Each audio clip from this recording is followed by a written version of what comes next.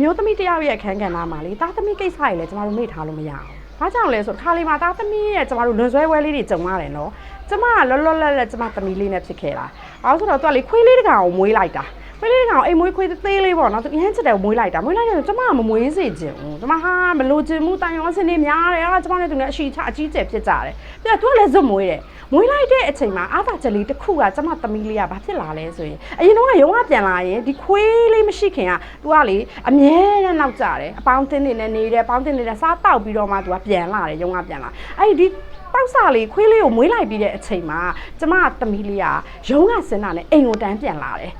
အဲ့မှာတပတ်မှာတရက်လောက်ပဲအပေါင်းအသင်းတွေနဲ့ထွက်လိုက်တဲ့အချိန်မှာကျမရလိုက်တဲ့အရာကသူ့ကိုခွင့်ပြုလိုက်တဲ့အရာတစ်ခုကနေကျမတို့မိဘတွေစိတ်ချမ်းသာစေတဲ့အရာလေးတစ်ခုကိုကျမရလိုက်တယ်အဲ့တော့ကျမတစ်ခါတလေမှာသားသမီးတွေကိုလိုက်ရောတဲ့အရာလေးတွေလည်းလိုက်ရောရမယ်ဆိုတဲ့အတွေးတစ်ခုကိုကျမရလိုက်တယ်တူညီတယ်ဆိုရင်ကျမကိုအောင်မ yes လို့မှတ်ပေးခဲ့ပါနောက်ဗီဒီယိုမှာပြန်တွေ့ကြမယ်နော်